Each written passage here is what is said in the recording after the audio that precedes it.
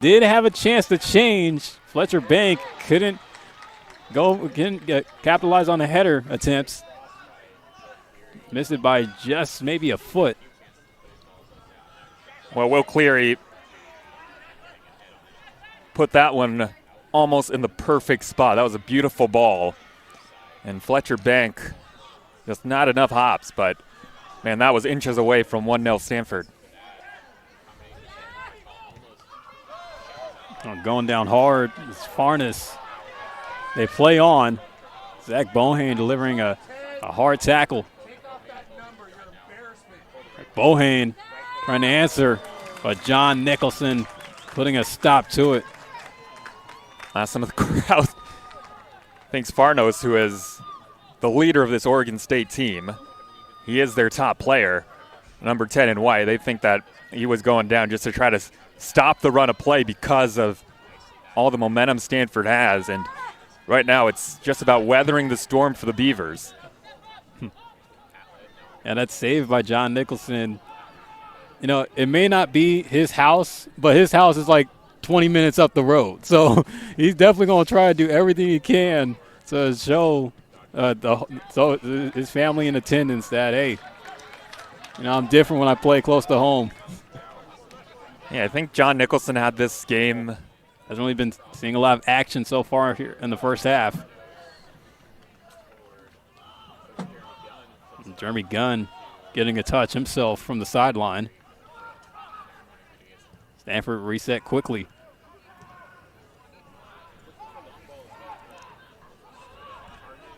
The Beavers, they are definitely trying to get the break going, play out from the back. Nico Nee, their number 9, trying to make runs, and they're trying to pick him out, just have not been able to connect so far. There goes Nee now. Oh, almost would have been the starter on the attack. Chow trying to get something off there and trying to go for the shot from the right was Bohane. It will be a corner. Another save booked for Nicholson. Oh, that just, again, shows you the skill. When Bohane has touched it tonight, and Nicholson has had to be Johnny on the spot. It was such a tight angle, but he hit it so hard, Nicholson had no choice but to just punch it away. Couldn't catch it.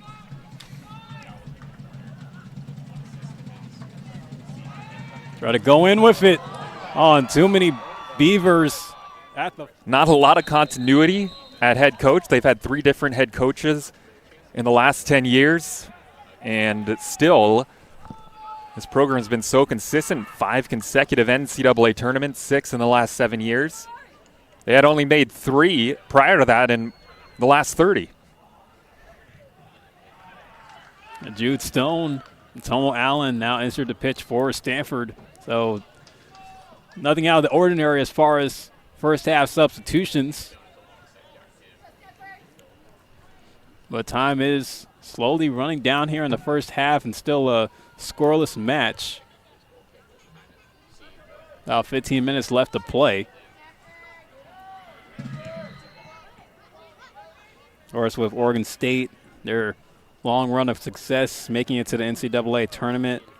Last year, they lost in a shocker to Gardner-Webb in the first round. Not the kind of program you would expect them to lose to, but Gardner-Webb was putting together a Cinderella run in the NCAA tournament. I think somebody had to wake up Rowan Schnebley. That ball on kind of a half volley. Didn't think it had much of a chance, but it headed towards goal. Fortunately, Schnebley was right there. There's Tomo Allen trying to fight for it. Chow trying to help him out, but it's going to go into the crowd.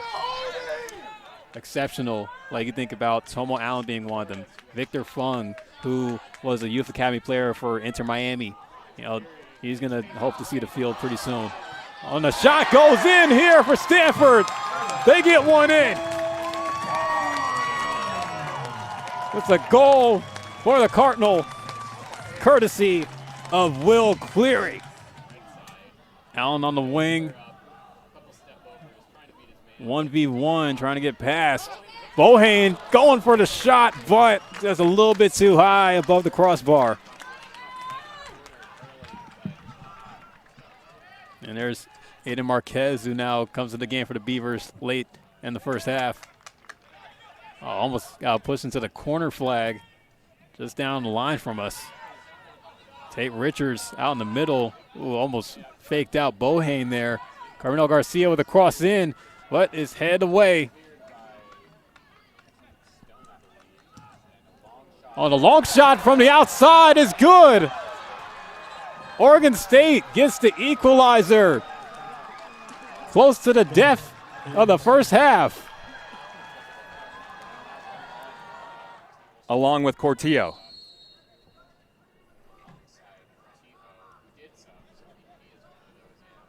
It's going to be Farno. This almost took an awkward deflection, and luckily just not enough on it. And Schnebley was able to jump on top of it because that was almost friendly fire. I thought Will Cleary, who tried to knock it away, he was the guy that got the last touch before it headed towards Schnebley, I think. Yeah, Farno's trying to split those two walls in that free kick. Of course, Schnebley just getting it on the fingertips. Still a good save from him, and I'm sure he's trying to have a short memory of that goal that he gave up to Farnos in the first half, just knowing that, hey, that could have been mine. Giveaway by the Cardinal, and it's to a dangerous guy. Farno played wide. Cortillo clipped in. But, you know, sometimes you do need to have a player like that, you know, a player that can just be aggressive off the ball, be disruptive. Yeah, like stuff taking them a yellow, but this was just inches away, and it took a hop into the waiting arms of Rowan Schnebley. Lucas Fernandez-Kim with the service, and it was bounding around dangerously, and there was almost a Beaver head that got to the end of that. Now on the other side, what a break! It can happen just like that. The Card are back ahead. It's 2-1, and you have to say it's a bit against the run of play. And it's Fletcher Bank.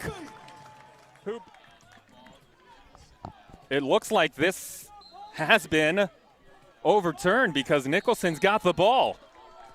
Wow. The goal has been disallowed. I mean, that took, we don't have an exact time on it, 10 minutes or more. And they were looking at the monitor a long time, and they need conclusive evidence to overturn the call on the field.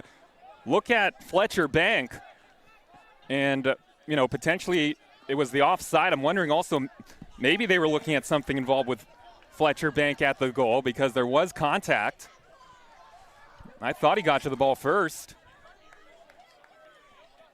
Yeah, you could just see how livid Fletcher Bank was with Mike Studd on the decision. Like, he's still chirping at him. I'll plead in this case. Yeah, that was a tough call, but a tough break for Oregon State.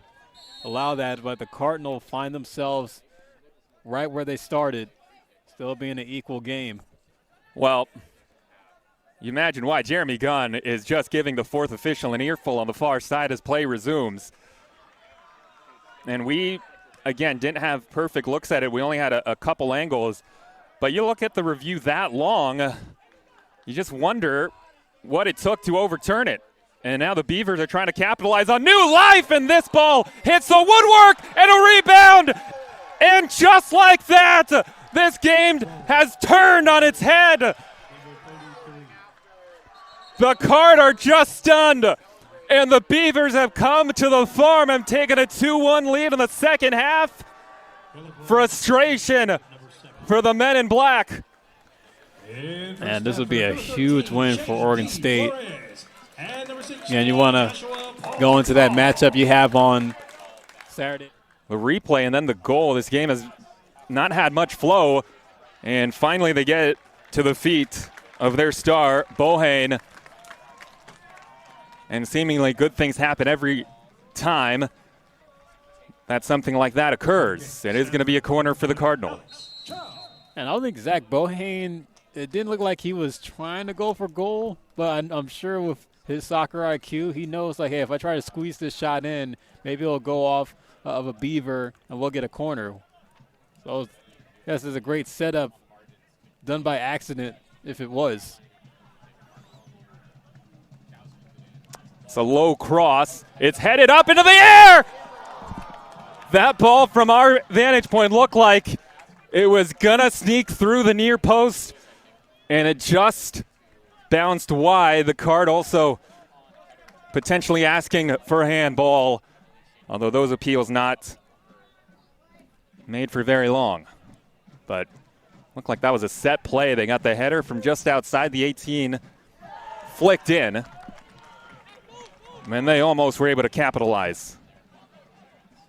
Yeah, Stanford's going to have more opportunities like that as the minutes wind down. Again, we're starting to see that, their offensive possessions are starting to become more prevalent. Not prone to seeing lightning strikes in the sky constantly, like let alone the rain, because we act different when it does rain.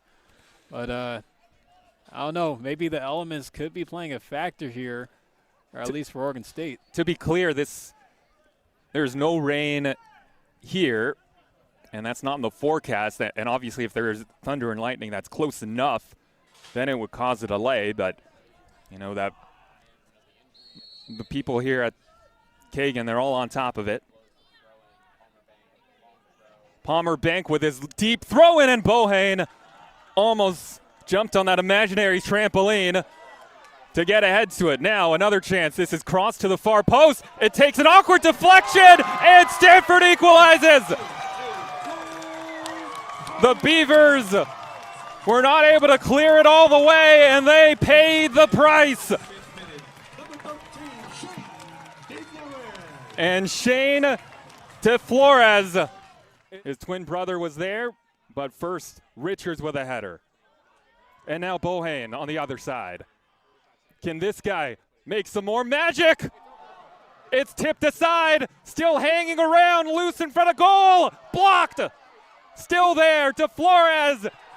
Stanford has done it. Somehow, some way, they scramble it in right at the death. The comeback Cardinal do it again. Nicholson, who's played so hard, the San Mateo kid. 4, 3, 2, 1, 0. They were challenged. They were down and out here in the second half. They overcame adversity, and one of the top teams in the nation